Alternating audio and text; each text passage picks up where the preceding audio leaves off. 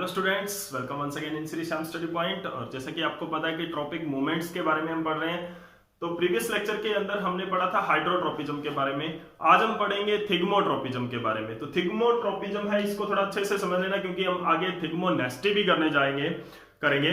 तो उसके अंदर और थिग्मोट्रोपिज्म और थिग्मोनेस्टिक के अंदर आपको कोई कंफ्यूजन ना हो, इसीलिए आप ये टॉपिक जो है फुली कंसंट्रेशन से समझें। तो थिग्मोट्रोपिज्म हमारा है क्यों क्या? तो थिग्मो का मतलब होता है टू टच। टच, कोई भी चीज को जब हम टच करते हैं तो उसमें थिग्मो होता है, ठीक है ना। तो वो वर्ड हम थिग्मो यूज करते हैं। और ट्रोपिज्म का मतलब है directional movement, directional growth movement. और क्योंकि ये है तो ग्रोथ मूवमेंट ही, डायरेक्शनल मूवमेंट। ओके, तो थिग्मो जो ट्रोपिज्म है उसकी डेफिनेशन, थिग्मोट्रोपिज्म क्या होता है, ये हमारा यहां पर क्या रह जाएगा, द डायरेक्शनल ग्रोथ मूवमेंट। यहां पे जरूर ध्यान रखना डायरेक्शनल, क्योंकि ये नॉन डायरेक्शनल भी होता है। Okay, the directional growth movement, the directional growth movement, growth movement in plant parts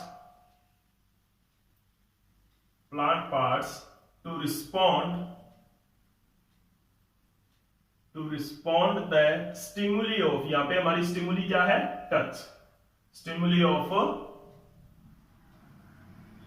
touch. अब टच कोई भी फिजिकल ऑब्जेक्ट, यहां पर किसी भी फिजिकल ऑब्जेक्ट को टच करने की स्टिमुली हो सकती है, फिजिकल ऑब्जेक्ट।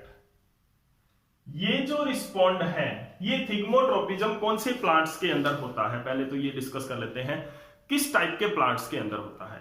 ये होता है जैसे बिटर गोर्ड है, पी प्लांट है, बॉटल गोर्ड है, यानी कि जैसे करेले, लौकी, पी, मटर, इन प्लांट्स के अंदर ये होता है। इन प्लांट्स के अंदर थिग्मोट्रोपिज्म देखने को मिलता है। अब देखते हैं क्यों ऐसा क्यों होता है, क्या होता है इन प्लांट्स के अंदर। तो ये क्या होता है, the thigmotropism is shown by the plants, जिन प्लांट्स के अंदर क्या होता है, हैविंग वीक स्टेम, बहुत ज्यादा वीक स्टेम जिनकी हो, कमजोर स्टेम हो, and they can not straight upright, वो सीधे नहीं रह सकते। यानी कि ऐसी स्टेम उनकी होती है कि उनकी जो स्टेम है वो बहुत वीक होती है, वो उन प्लांट्स को सीधा नहीं रख सकते। जैसे कि आप एक ट्री का डायग्राम बनाते हो तो वहां पे एक स्टेम होती है जो कि मैकेनिकल सपोर्ट देती है और प्लांट को सीधा रखती है। तो यहां पर जो है, जो थिग्मोट्रोपिज्म है, यहां पर इसके अंदर क्या है कि इस तरह की कोई भी जो स्टेम होती है इनकी, वो इतनी ज्यादा स्ट्रॉन्ग नहीं होती, स्टेम की स्ट्रेंथ इतनी ज्यादा नहीं होती कि वो पूरे प्लांट को सीधा रख सके, पूरे प्लांट को सपोर्ट कर सके। तो ऐसे प्लांट्स के अंदर क्या होता है, एक स्पेसिफिक ऑर्गन होता है जिनको हम क्या बोलते हैं, टेंड्रिल्स बोलते हैं। तो टेंड्रिल्स क्या होते हैं, these are thin thread like structure. Okay, thin thread like structure होती है जो कि क्या करती है, एंड विच इज कॉइल्ड होती है around, which can coiled around any physical object, कोई भी फिजिकल ऑब्जेक्ट के सराउंड ये क्या हो जाएगी, उसके चारों ओर कॉइल्ड हो जाएगी। जैसे कि यहाँ पे आपको दिख रही है, दिस इज द टेंड्रिल, ये एक टेंड्रिल यहाँ पे ड्रॉ की हुई है, ये इस ऑब्जेक्ट के चारों ओर क्या हो गई है, कॉइल हो गई है। इस तरह से जैसे ये प्लांट है, यहाँ पे इस ऑब्जेक्ट के चारों ओर ये स्टेम जो टेंड्रिल है ये कॉइल होगी और इस प्लांट को ये सपोर्ट देती है। इधर ये स्टेम है, फिर किसी सपोर्ट को ये टेंड्रिल है, फिर किसी सपोर्ट को पकड़ेगी। तो इस तरह से ये क्या होते हैं, क्लिम्ब करते हैं, किसी चीज के ऊपर क्लिम्ब करते हैं। तो इसीलिए इनको क्या बोलते हैं, क्लिम्बिंग प्लांट बोलते हैं। तो टेंड्रिल्स जो होता है यहाँ पर, वो थिग्मोट्रोपिज्म शो करता है। It coil around the physical object, कोई भी फिजिकल ऑब्जेक्ट जब इसके कांटेक्ट में आएगा तो ये क्या होगी, on the touching any physical object, किसी भी फिजिकल ऑब्जेक्ट के टच में आने पर ये रिस्पॉन्ड करेगी एंड उसके चारों ओर कॉइल हो जाएगी, उसके चारों ओर वाइंड अप हो जाएगी। तो अब देखो यहाँ पर जो टेंड्रिल्स है वो दो तरह की होती है। लीफ टेंड्रिल भी हो सकती है जो लीफ से निकलती है, लीफ टेंड्रिल, यानी कि जो टेंड्रिल्स लीफ से निकलती है, किसके अंदर होती है, पी प्लांट के अंदर होती है। और एक होती है स्टेम टेंड्रिल। स्टेम टेंड्रिल क्या कैसे होती है, स्टेम टेंड्रिल जो स्टेम से निकलती है, जैसे कि बिटर गोर्ड, करेले के अंदर जो होती है, ठीक है। बॉटल गॉर्ड लौकी के अंदर भी होती है।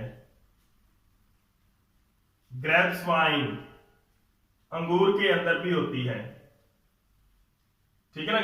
ग्रेप वाइन क्या होती है? वाइन मीन्स बेल, जो ग्रेप की जो बेल होती है, अंगूर की जो बेल होती है, उसको ग्रेप वाइन बोलते हैं, ठीक है। तो अब ये क्या है? स्टेम टेंड्रिल भी हो सकता है और लीफ टेंड्रिल भी हो सकता है। टेंड्रिल दोनों का काम एक ही है, टू क्लीम बनी फिजिकल ऑब्जेक्ट, क्योंकि उनकी स्टेम वीक होती है। स्टेम है उनकी खुद की, जैसे आपने ग्रेप वाइन के केस में देखा होगा, बिटर गॉर्ड के केस में देखा होगा। तो इन केसेस के अंदर क्या होता है कि जो प्लांट है वो सीधे नहीं रह सकते हैं खुद, यानी कि क्लीमिंग प्लांट होते हैं किसी दूसरे प्लांट के ऊपर, या कोई भी ऑब्जेक्ट इनके साथ बंबू स्टिक लगा देते हैं या कोई और जो है दूसरी स्टिक्स का यूज करते हैं, तो वहां पर उनके ऊपर इसको क्लीम करवाते हैं। तो ये क्या होते हैं? टेंड्रिल्स होते हैं। अब टेंड्रिल्स क्या करते हैं? तो द पार्ट ऑफ टेंड्रिल, यहां पे क्या होता है? The part of tendril, tendril का वो पार्ट विच टच या which comes in the contact with any physical object, with any physical object, कोई भी फिजिकल ऑब्जेक्ट के साथ में जब भी कोई टेंड्रिल का जो पार्ट कांटेक्ट में आएगा, any physical object, it grows slowly than other part, दूसरे पार्ट से ये पार्ट स्लो ग्रो करता है। कौन सा? द पार्ट ऑफ टेंड्रिल, यानी कि अब जैसे कि मान लो कोई भी स्पॉट है, दिस इज ए स्पॉट, मान लो इसके चारों ओर ये टेंड्रिल है, this finger.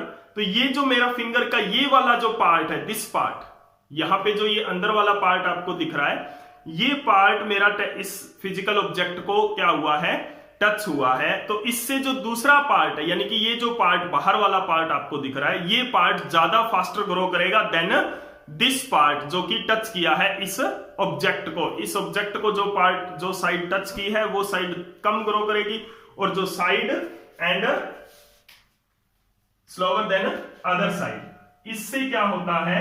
It winds up surround the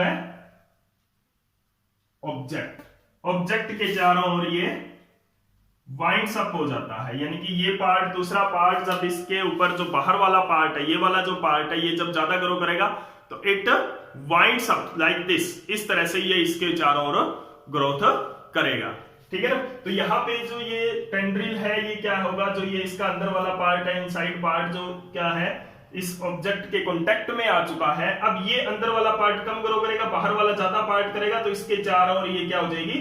winding हो जाएगी, एंड इट प्रोवाइड स्पॉट। ये क्या करती है? स्पॉट देती है इसको, जो क्लेमिंग प्लांट है उसको, ठीक है ना। तो इसमें ध्यान रखना कि जो पार्ट कम ग्रो करेगा और जो पार्ट ज्यादा ग्रो करेगा, तो जो ज्यादा ग्रो कर रहा है पार्ट, वो जो कम ग्रो कर रहा है उस साइड के ऊपर से कॉइल्ड अप हो जाता है, ठीक है। तो यहां पर जो टेंड्रिल है वो क्या कर रही है? दे शो पॉजिटिव थिग्मोट्रोपिज्म,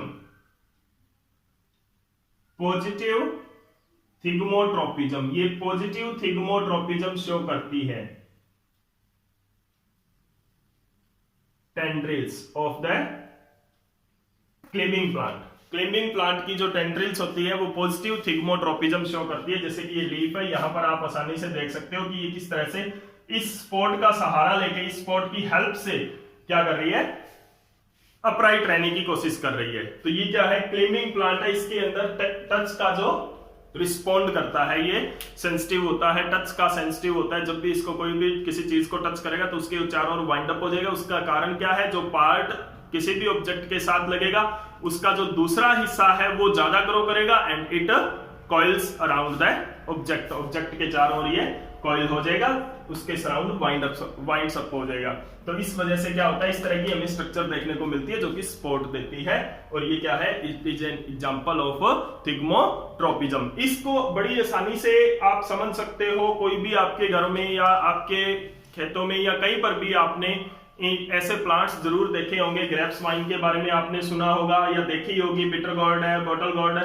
तो ये कुछ कॉमन एग्जांपल्स मैंने यहां से उठाए हैं जो कि आप अपने घरों में नॉर्मली देख सकते हो।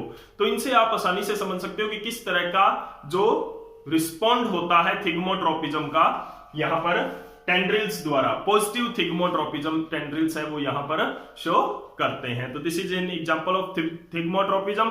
और इसको आप कंसेप्ट को अच्छी तरह से क्लियर करें, क्योंकि आगे जो पार्ट है वो क्या है, आगे आने वाले जो पार्ट है उनके अंदर हम नेस्टिक मूवमेंट में भी थिग्मोनेस्टी करेंगे कि टच का जो नेस्टिक नॉन डायरेक्शनल मूवमेंट भी होती है और ये क्या है, डायरेक्शनल मूवमेंट। तो थिग्मोट्रोपिज्म और थिग्मोनेस्टी दोनों अलग अलग तरह से प्रोसेस होती है, वो हम करेंगे आगे की किस तरह से ये अलग होती है। तो अगर आपको कोई भी प्रॉब्लम रहती है तो कमेंट सेक्शन में जाके आप मेरे से शेयर कर सकते हो, और अगर आपको वीडियो अच्छी लगी तो प्लीज लाइक एंड शेयर जरूर कर दें। Thank you.